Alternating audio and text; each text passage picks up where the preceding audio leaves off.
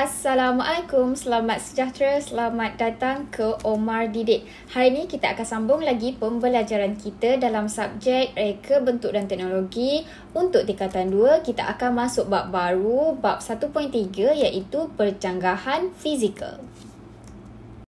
Okey, dalam bab 1.3, percanggahan fizikal, kita ada 4 subtopik. Hari ini kita akan masuk 2 subtopik dulu. Jadi, boleh buka muka surat 15 dalam buku teks RBT tingkatan 2. Okey, hari ini pembelajaran kita adalah untuk mengenal pasti dan juga untuk menganalisis percanggahan fizikal.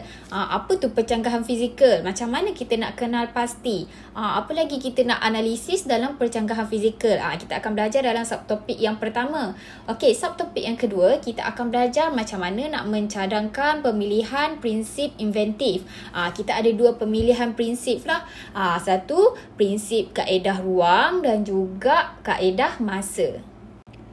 Okey, kita nak masuk subtopik pertama dululah, macam mana kita nak mengenal pasti dan juga kita nak menganalisis percanggahan fizikal. Okey, percanggahan fizikal ni apa? Ianya adalah keadaan yang berlawanan yang kita boleh nampak secara luaran.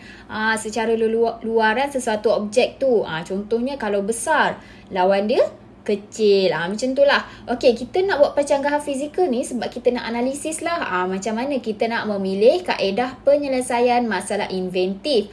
Secara pemisahan yang sesuai. Kaedah pemisahan antara ruang ke ataupun antara masa. Nanti kita akan belajar lah antara kedua-dua ni. Apa pemilihan yang patut kita ambil.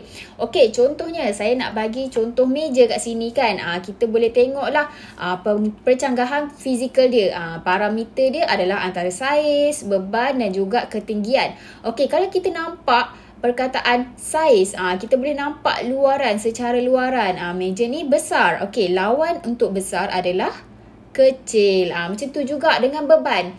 Okey, beban, kalau kita menggunakan meja tu kan, kita nak letak beban yang berat. Okey, berat lawan dia adalah ringan. Okey, seterusnya ketinggian. Ketinggian meja tu adalah tinggi. Lawan dia adalah rendah. Ini adalah antara contoh lah kita nak bandingkan percanggahan fizikal dari segi sebuah objek meja. Okey, jadi kita dah faham kan apa tu percanggahan fizikal. Luaran kan, kita tengok tinggi atau rendah, besar atau kecil, berat atau ringan dan sebagainya. Okey, ini saya nak tunjuk pula penentuan kaedah. Penentuan untuk kita nak pilih lah pemisahan antara ruang dan juga masa. Okey, yang pertama kerusi. Dia punya percanggahan fizikal adalah tinggi kepada rendah. Tinggi lawannya adalah rendah. Okey, situasi dia adalah kerusi perlu tinggi untuk murid yang tinggi dan perlu rendah untuk murid yang rendah. Tentulah kan. Okey, kalau kerusi tu dia rendah, tak sesuai lah dengan orang yang tinggi. Mungkin nanti dia tak selesa kan nak gunakan kerusi tu. Kalau kerusi tu terlalu tinggi pula, tak sesuai dengan ketinggian murid yang rendah. Jadi, penentuan kaedah ni kita kena tanya juga pada diri kita.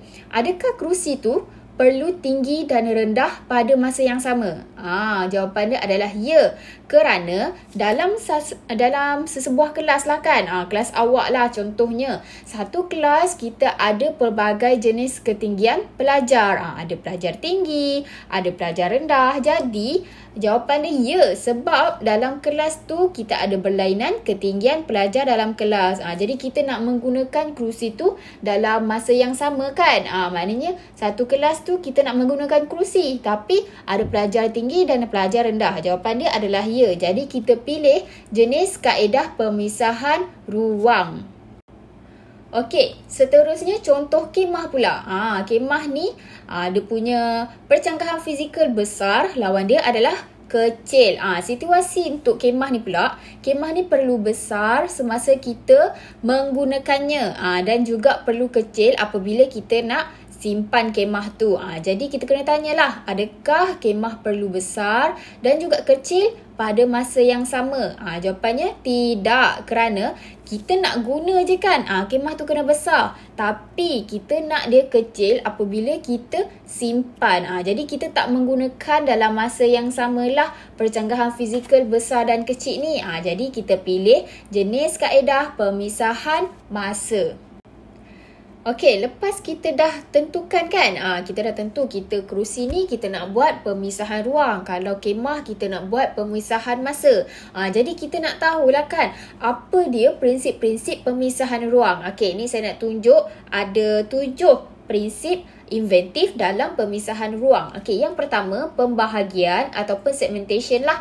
Okey, penerangan konsep untuk pembahagian ialah membahagikan objek kepada beberapa bahagian kecil. Maknanya dia besar, kita nak bahagikan dia menjadi beberapa bahagian kecil, menjadi objek yang mudah dileraikan, meningkatkan darjah kebolehbahagian, perubahan kepada peringkat yang lebih kecil. Contohnya perabot yang dijual menggunakan konsep DIY lah, do it yourself.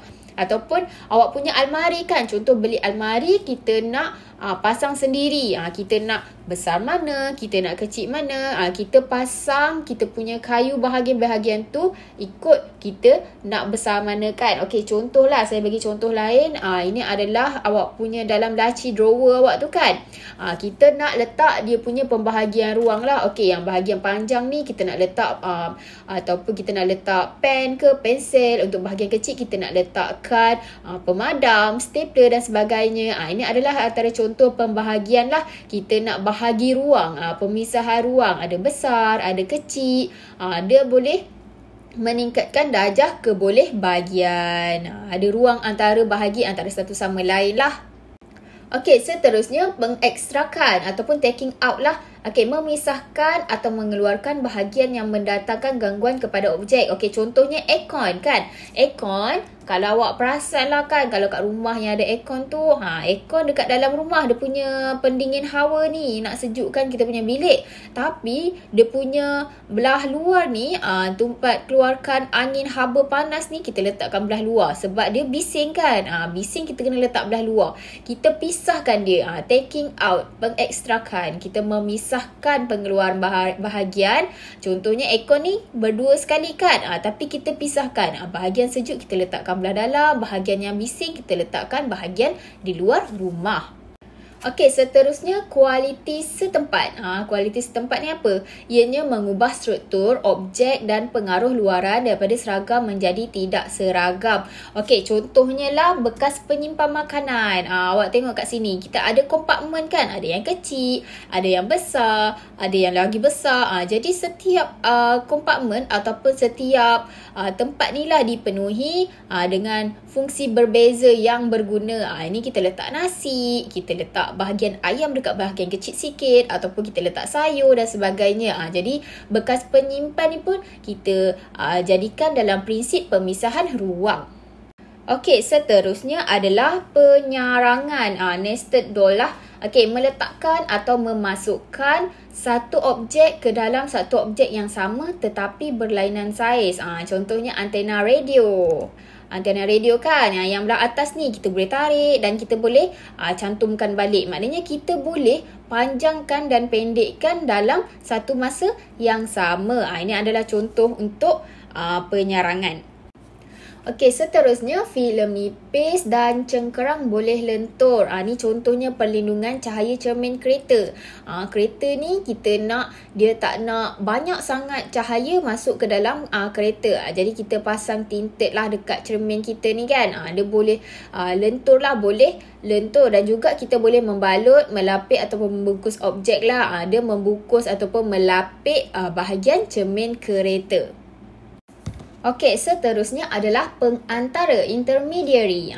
Dia adalah untuk mengadakan bahagian baharu antara dua objek, dia antara tengah-tengah lah. Seperti sarung tangan ketuhar. Okey, ini kan kalau awak buat kek dan sebagainya, dia nak angkat benda panas kan, mesti kena ada pengantara lah supaya tangan kita tak melecur. Jadi kita menggunakan pemisahan ruang pengantara lah antara benda panas dan juga tangan kita. Kita pakai sarung tangan ketuhar. Dia jadi pengantara antara bahan objek panas lah. Dia mencantumkan dua objek secara sementara. Jadi kita cantumkan tangan kita dengan periuk panas ni kan, tapi secara sementara je. Okey, seterusnya tidak simetri ataupun asimetri.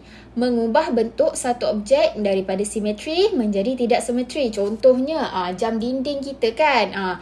Ada yang sepatutnya bentuk bulat kan. Sekarang dia dah ubah kepada pemisahan ruang seperti tidak simetri. Ada bentuk panjang, ada bentuk segitiga, ada yang berbucu dan sebagainya. Ini adalah antara contoh-contoh lah prinsip permisahan ruang. Seterusnya, pemisahan masa. Okey, pemisahan masa ni pun ada 7 prinsip. Okey, yang pertama adalah kedinamikan ataupun dynamization. Penerangan konsep untuk kedinamikan ni adalah memecahkan satu objek kepada bahagian kecil yang boleh bergerak. Mengubah sesuatu bahagian objek daripada tidak bergerak kepada bahagian yang bergerak dan sebaliknya. Okey, contohnya meja makan. Meja makan kita boleh panjangkan, boleh pendekkan lah. Contohnya meja yang boleh kita makan secara berempat je, kita boleh tarik sampai boleh jadi 8 orang makan kan sama-sama. Ini adalah contoh lah pemisahan masa. Dalam satu masa tu, kalau kita nak guna untuk 4 orang, meja tu kita rapatkan, kecilkan. Kalau kita nak menggunakan seramai orang ataupun 8 orang lebih kan, jadi kita panjangkan meja. Ini contohnya pemisahan masa lah. Kita boleh menggunakan meja tu dalam masa-masa yang tertentu. Kalau nak guna ramai orang, boleh tarik. Kalau guna sikit orang, kita tutup balik. Okey, seterusnya tindakan awal, iaitu melakukan tindakan awal untuk mengawal risiko. Beg udara di dalam kereta untuk mengurangkan risiko kecederaan. Macam ni lah kan. Kita nak bawa kereta tapi kita tak nak menggunakan beg tu dalam masa yang sama. Jadi bila ada berlaku kemalangan je, beg keselamatan ni ataupun beg udara keselamatan ni akan keluarlah untuk selamatkan kita daripada risiko kecederaan ketika kemalangan.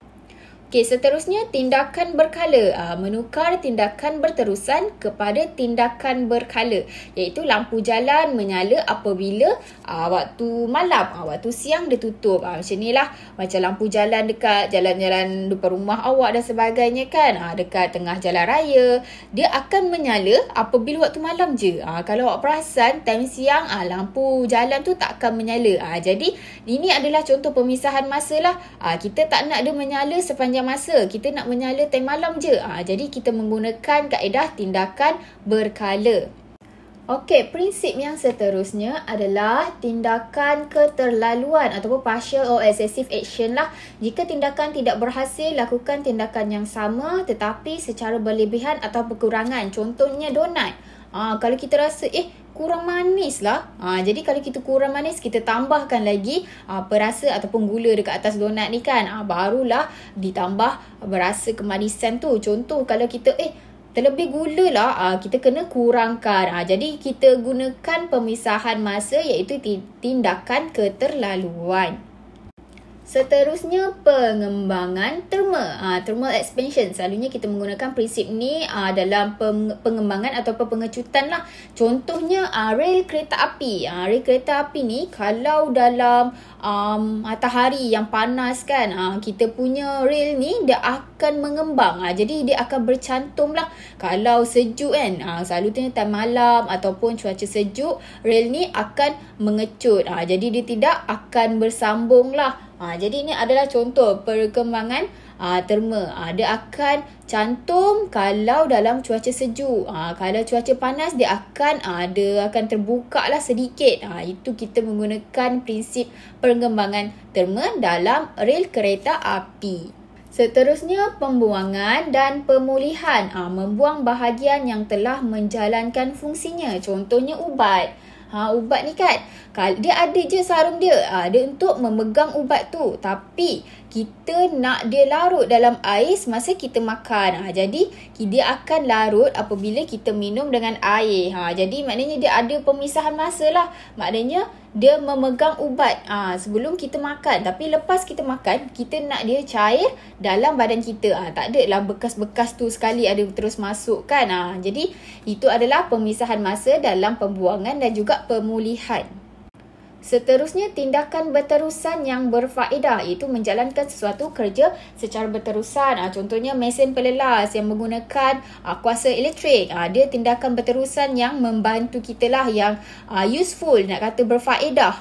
Kalau kita nak ratakan kita punya papan ataupun kayu tu, kita menggunakan jana kuasa elektrik, menggunakan mesin pelelas. Ataupun awak nak gunakan skru dinding, awak gunakan drill. Drill yang tanpa wire tu kan. Itu adalah contoh-contoh lah pemisahan masa dalam tindakan berterusan. Jadi awak dah belajar kan apa beza antara pemisahan masa dan juga pemisahan ruang. Jadi itu sahaja pembelajaran kita hari ini. Terima kasih kerana sudi menonton. Semoga ianya bermanfaat. Semoga kita berjumpa lagi pada pembelajaran yang akan datang.